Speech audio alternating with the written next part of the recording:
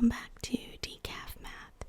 So today let's work through an example of a differential equation. So let's just solve this. 2y prime prime plus 5y prime minus 12y equals 0. So these primes are derivatives.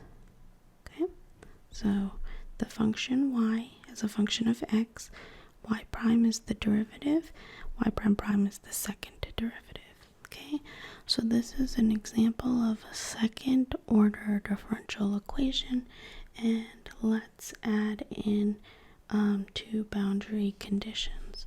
So let's put y of 0 equal 3 and y prime of 0 equals -1. So I just came up with this. I can't guarantee that it's not in some book somewhere, but hopefully this is a valid problem. And so usually this comes in college. So after you've learned calculus, we're going to learn how to work with derivatives to solve these types of equations. So the reason I wanted to do something like this though is for those of you who are kind of stuck on these types of questions, but also for those of you who are studying algebra. This actually, funny enough, has a little bit of algebra in it. It doesn't really look like this part. Might be kind of confusing with derivatives and stuff. Don't worry about that. But I'll also note in this when the algebra shows up. So I thought this would be kind of an interesting overlap. So just relax and we'll just take this nice and slowly. So we have 2y prime prime plus 5y prime minus 12y equals 0. So I said up front that this is a second order differential equation. That's because there's this y prime prime here, and I will also point out directly, just because I don't want to have to derive every type of situation, but that this has two distinct real roots, and that the general form of the solution will then be y of x, because y is a function of x here, has two real roots, so therefore it's going to look something like this.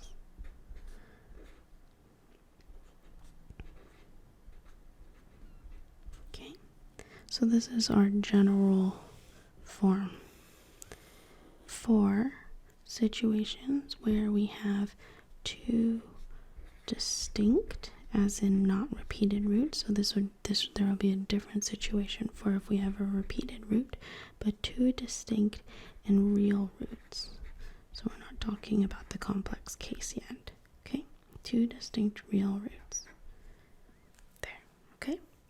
So what we're going to do is just the big picture is we are going to find what these roots are, and then we're going to just plug them into this equation, and then we have a general equation with coefficients c1 and c2, and then we're going to find y prime, so the first derivative of this, just based off of our r1 and r2, and then we're going to plug in these two boundary conditions to solve for our coefficients, and then we have our general equation. Okay, so how do we find r1 and r2, and what does that actually mean here? Well, what we're going to do is turn this thing into a function with r instead. So I'm not actually going to prove in depth how this all works, like the r and converting thing. It's not super, like, I just feel like it's going to distract us from doing the problem. But the general idea in terms of converting this prime thing into r, at least how I like to think of it, is if you have like a y prime prime here, you can just think of it as r squared. And so the number of like primes is your exponent for your r. So I'm going to convert this thing into a function with r so that we can find what these two roots are. So 2r squared plus 5r minus 12 equals 0. Okay, does that make sense? So I like to think of the number of tick marks as the exponents of r. And so in this case, there's no y prime or anything, so it's like 0 tick marks. So r to the 0 is 1. And this works in general. Okay, I guess there's a more generalized proof for all of this. So if you want to go into that, we can take a look more. But for now, this is all that we really need to solve this type of problem. Okay. So anytime you have the y prime, you can just put an r squared. Y prime is r, and just y corresponds to nothing. Okay, so this is where the algebra actually kind of comes in. This is, we're just going to solve this equation and see what roots we get. And so that's what this r1 and r2 are. So how do we solve this equation? This equation is a quadratic equation, and we already have n equals 0. So either you can use the quadratic formula if you want, -5 plus or minus square root of b squared minus 4ac, all that stuff over 2a. But you can also just try to factor this. And so conveniently I already picked numbers that work, but with this 2, I can break that up into 2r and r. And so now I have to think of factors of -12. So this minus means there's going to be a plus. One of them is going to be a plus and the other is going to be a minus. That's the only way that the product of a negative number and a positive gives me a negative. So I just think of factors of -12. So I'm just going to review a little bit of the algebra a bit for those of you who want to practice factoring. But -12, so you can think of factors like 1 and 12, 12 and 1, 2 and 6, 6 and 2, 3 and 4, 4 and 3, right? So you can just list out which two numbers multiply to give you this. Because remember, we're trying to do backwards FOIL here. And so the last two numbers have to multiply to this. However, I'm also simultaneously looking for numbers that multiply outside and inside, give me this 5r. Okay, so we're just going to do that kind of mental math pretty quickly here, but you can practice this. You can pause the video if you're in algebra and give this a try. But moving right along, it is +4 and -3. That way the outer is 8r, the inner is -3r. 8 minus 3 is 5. So we've got that down just fine. Okay, so this actually factors.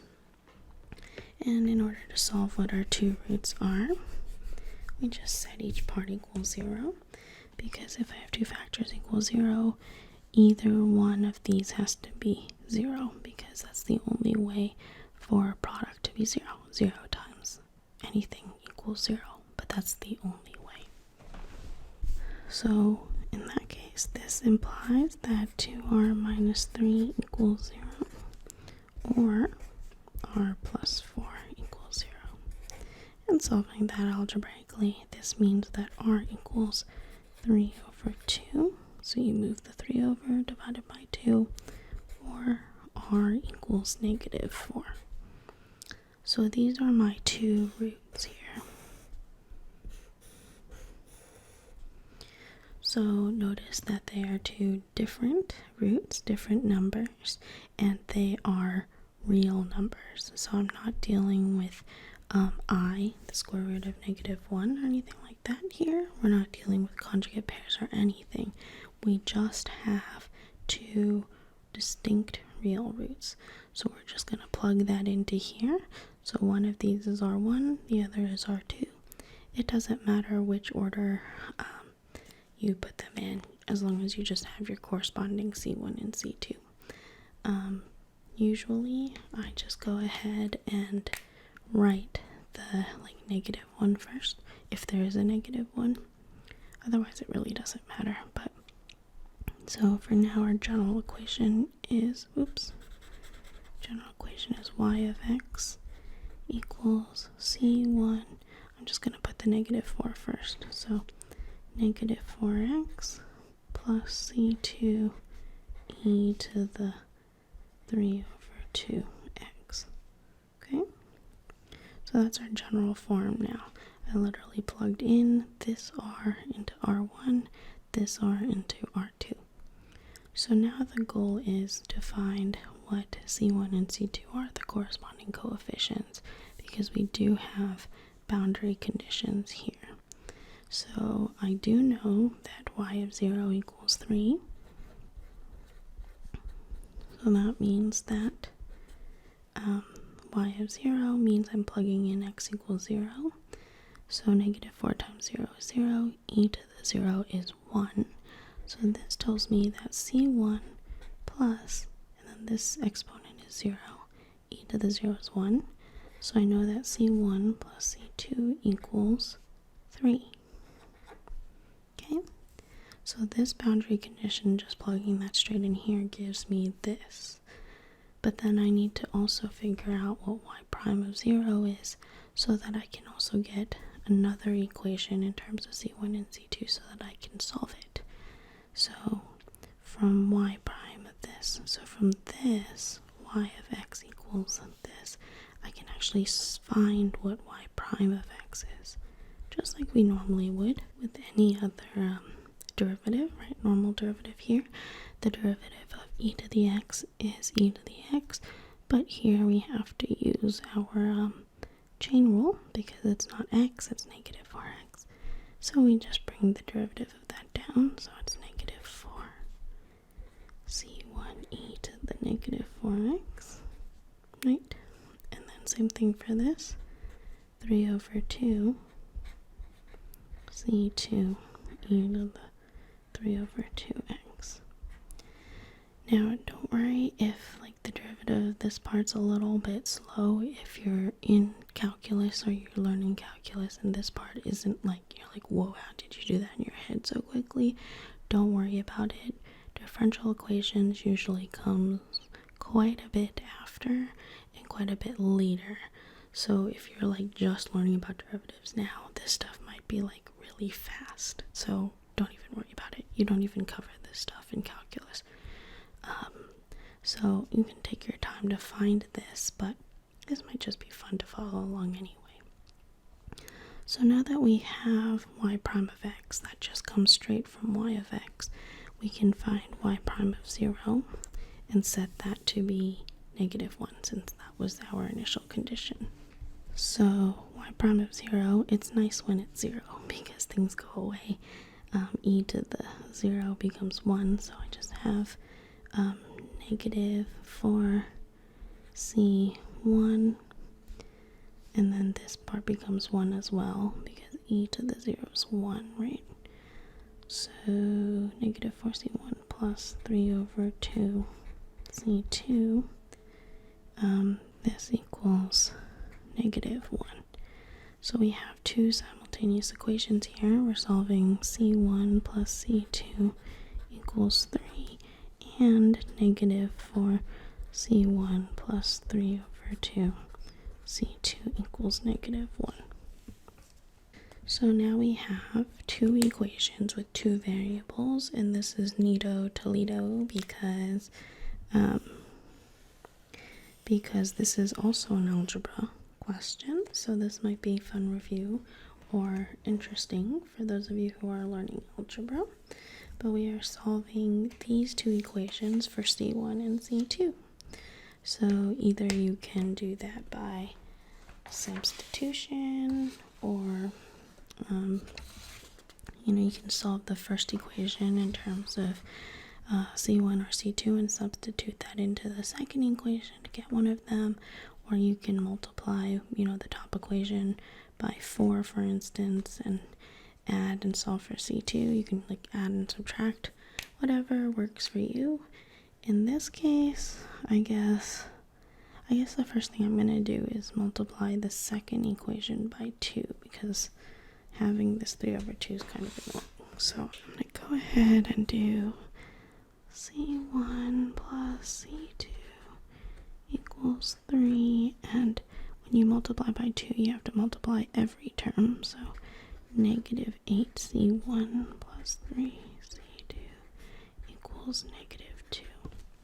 So remember, you have to multiply every term so that you can distribute the 2, okay? So then I'm just going to go ahead and multiply, I guess, the top one by 8. 8C2 equals 24. Again, you have to multiply every term to distribute it, right? Then I'm just going to add these two. And so this part goes away. Then you get 11C2 equals 22. Dividing by 11 on both sides gives you C2 equals 2. And then I just plug in 2 back into this equation. So C1 plus 2 equals 3. So C1 equals 1. Okay. And you can just check that. Of course, I didn't write every single step here, but I hope you could follow along. Really, you can use whatever method for solving simultaneous equations, and we can actually talk through these methods for algebra again if you want. Just let me know if you're interested in that. But whatever answer you do get, you can plug back in here just to double check. So negative 4 times 1 is negative 4 plus, and then 3 over 2 times 2 is 3. So negative 4 plus 3 is negative 1. So our two values are actually correct. And now that we have C1 and C2, we can just plug into our equation here.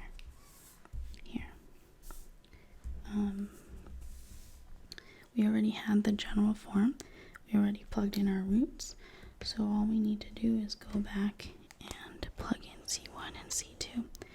Just remember though, now that we have set which one is R1 and R2, we need to have the correct corresponding coefficients.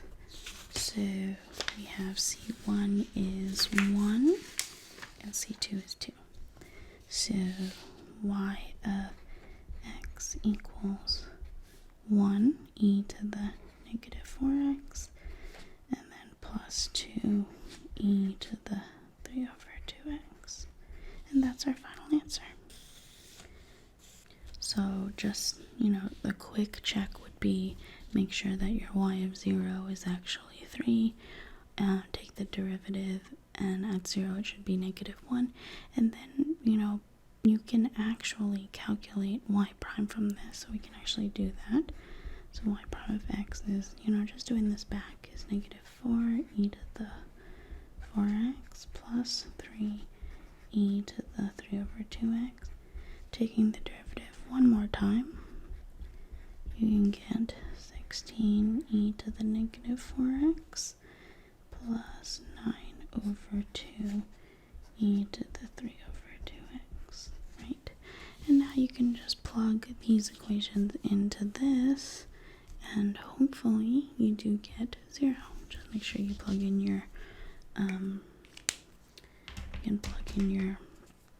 y prime, your y prime, and your y, these whole equations, into this, and everything should hopefully cancel out.